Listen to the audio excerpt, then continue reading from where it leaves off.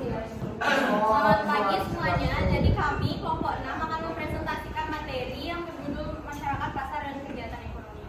Jadi sebelum itu saya dan teman-teman saya akan memperkenalkan diri terlebih dahulu. Dimulai dari saya. Perkenalkan, nama saya Putri DBG Joti, nomor absen 4. Selanjutnya saya Dewi Masuk Widianti, nomor absen 3. Dan saya Niputu Dian Kirana Sukadewi, nomor absen 24. Saya Ibu Redia Pratama, absen 12. Dan ada satu anggota kelompok kami yang tidak hadir, yaitu Alvaro Gabriel Arta, absen 1. Nah, jadi kita lanjut ke materi. Jadi pengertian pasar. Dalam ekonomi, pengertian pasar bisa diartikan sebagai suatu mekanisme yang mempertemukan baik langsung atau tidak langsung antara penjual sebagai penawar dan pembeli sebagai permintaan untuk dapat membentuk kesepakatan harga. Pertemuan langsung di sini diartikan sebagai penjual dan pembeli dapat bertemu dan bertatap muka, sedangkan pertemuan tidak langsung mengandung arti penjual dan pembeli tidak perlu bertemu atau bertatap muka secara langsung, melainkan hanya berhubungan melalui alat komunikasi, internet dan komunikasi. Selanjutnya yaitu peran pasar dalam kegiatan ekonomi sebagai tempat bertemunya penjual dan pembeli untuk melakukan kegiatan jual beli, berinteraksi dan tawar menawar barang. Pasar memiliki peran yang cukup penting dalam perekonomian. Peran pasar dalam perekonomian sebagai berikut. Yang pertama, pasar produsen dalam mengatur produksi, melancarkan penjualan, mempromosikan produk dan memperoleh barang serta jasa. Yang kedua, ada konsumen. Konsumen adalah pengguna barang atau jasa untuk berbagai keperluan. Pasar memudahkan konsumen untuk mendapatkan produk yang dibutuhkan dan membelanjakan uang sesuai kemampuan serta. Yang ketiga, ada sumber daya manusia. Sumber daya manusia atau SDM berperan penting dalam ekonomi sebagai produsen, konsumen dan tenaga kerja. Pasar yang puas melihat kebutuhan sumber daya manusia dan penyerapan tenaga kerja. Dan yang terakhir yaitu pembangunan. Pembangunan meningkatkan kesejahteraan masyarakat melalui infrastruktur, pendidikan dan ekonomi. Pasar berkontribusi dan menyediakan barang, jasa, dan pajak retribusi bagi pemerintah. Selanjutnya ada struktur pasar akan dijelaskan oleh teman saya.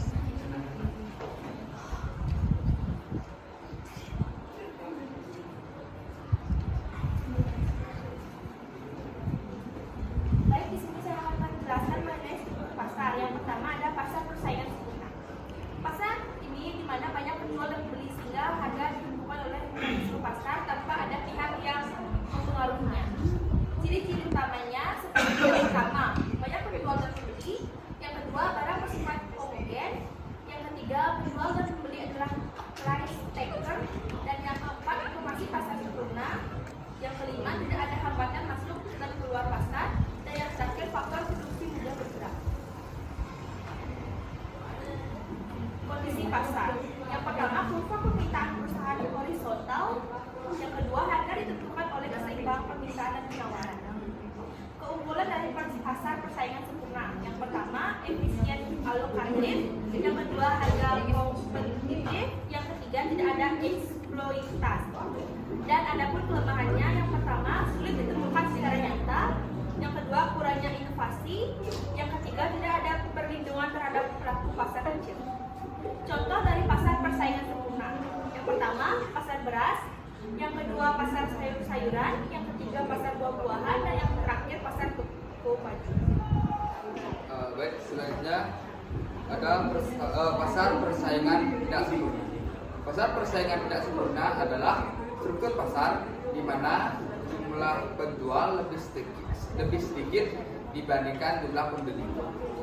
Pasar persaingan tidak sempurna terdiri atas pasar monopoli, pasar oligopoli, dan pasar persaingan monopolistik. Yang pertama, pasar monopoli. Pasar monopoli adalah suatu bentuk pasar di mana sebuah penjual tunggal menguasai pasar atau monopolis, berkuasa untuk menentukan harga dan tidak punya barang sejenis yang hampir sama. Selanjutnya ciri-ciri pasar monopoli antara lain adalah satu penjual atau produsen, kontrol penuh atas harga, tidak ada substitusi, hambatan untuk masuk ke dalam pasar, keuntungan ekonomi tinggi, kurangnya transparansi, menguasai pasar. Selanjutnya ada 3 faktor penyebab terjadinya pasar monopoli. Yang pertama, adanya skala ekonomis.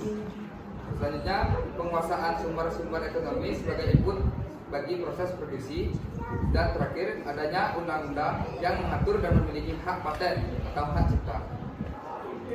Kelebihan dari pasar monopoli, yang pertama dapat melakukan penelitian dan pengembangan sehingga dimungkinkan adanya peningkatan kualitas barang yang dihasilkan dan penurunan biaya produksi.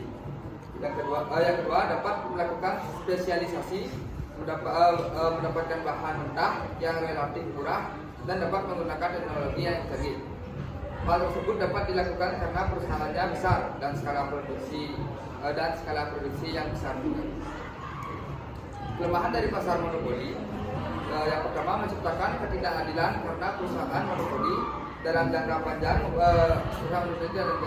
memperoleh keuntungan lebih.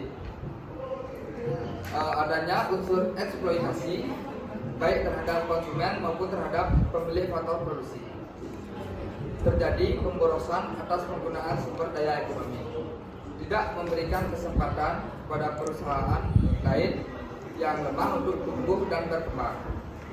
Dan yang terakhir, laba usaha sebagian besar hanya dapat dinikmati oleh orang yang bergabung di dalamnya. Selanjutnya saya akan menjelaskan tentang pasar persaingan monopolistik. Pasar persaingan monopolistik adalah suatu pasar yang terdapat banyak produsen atau penjual yang menghasilkan beragam corak produk. Nah, sebagai contoh itu yaitu produk sampo. Yang membedakan dengan produk dari perusahaan lain yaitu misalnya pada aroma, warna kemasan, dan kegunaan dari sampo tersebut. Misalnya berfungsi sebagai anti ketombe ataupun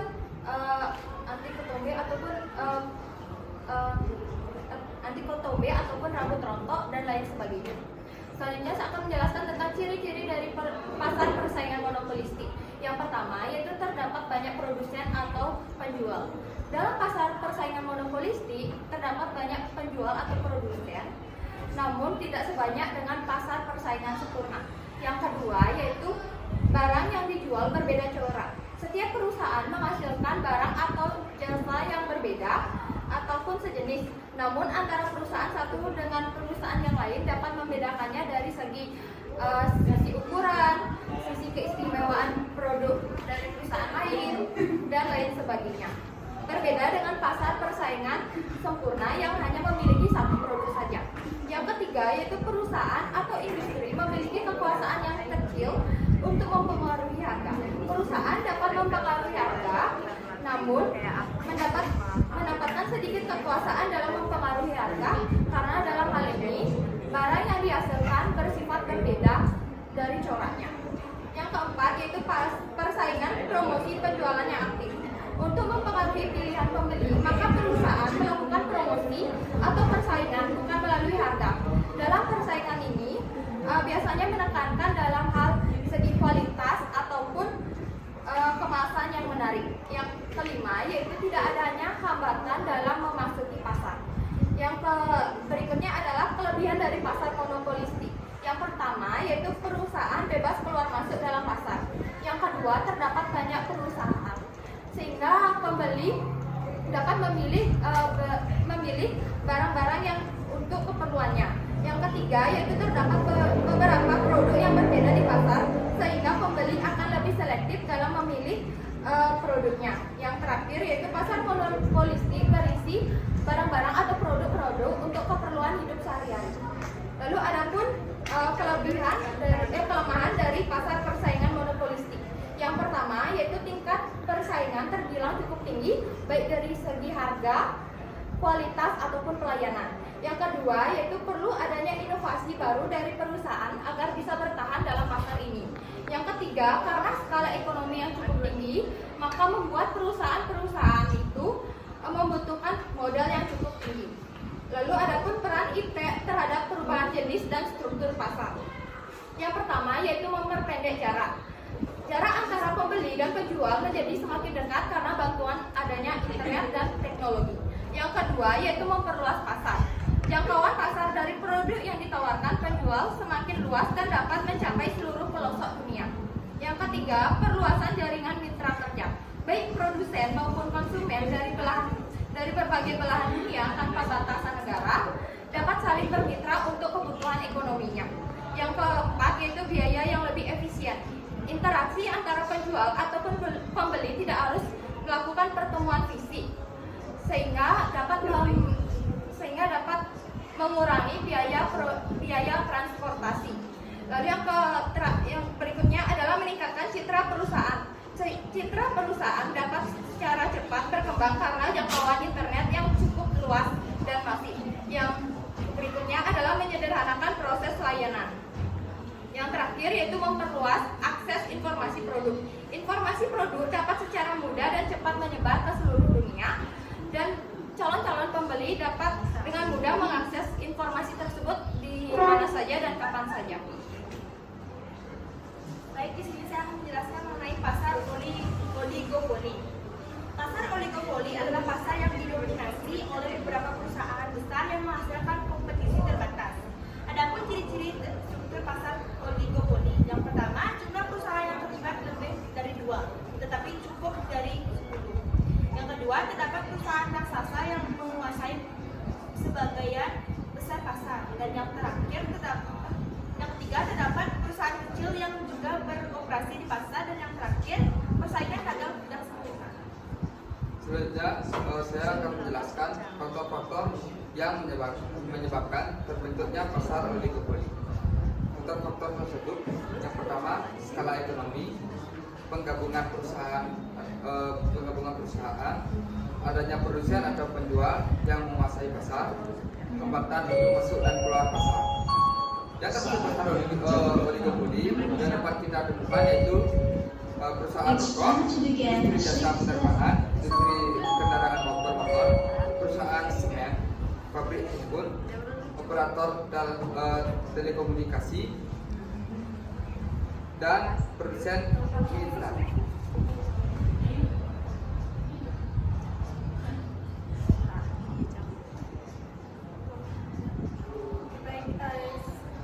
Itulah materi yang kami sampaikan. Sebelum kami tutup, apakah ada yang ingin bertanya? Oke, dari Citra, izin memperkenalkan diri. Perkenalkan, saya identitas saya ini nomor absen 13. Izin bertanya, kenapa pasar buah-buahan itu bisa disebut sebagai pasar persaingan sempurna? Izin berdiskusi.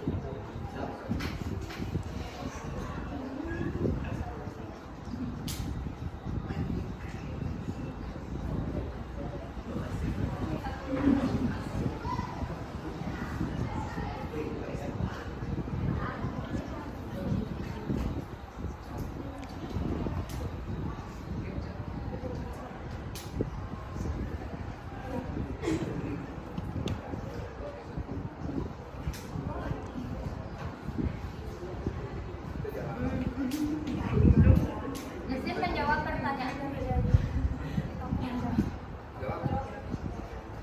Jadi pasar buah-buahan dapat termasuk dalam pasar persaingan sempurna karena yang pertama itu banyak penjual dan pembeli, yang kedua produk homogen, buah-buahan yang sama, yang ketiga harga yang fleksibel, yang keempat informasi yang lengkap, dan yang terakhir adalah masuk dan keluar pasar yang mudah. Apakah dapat diterima? Siap.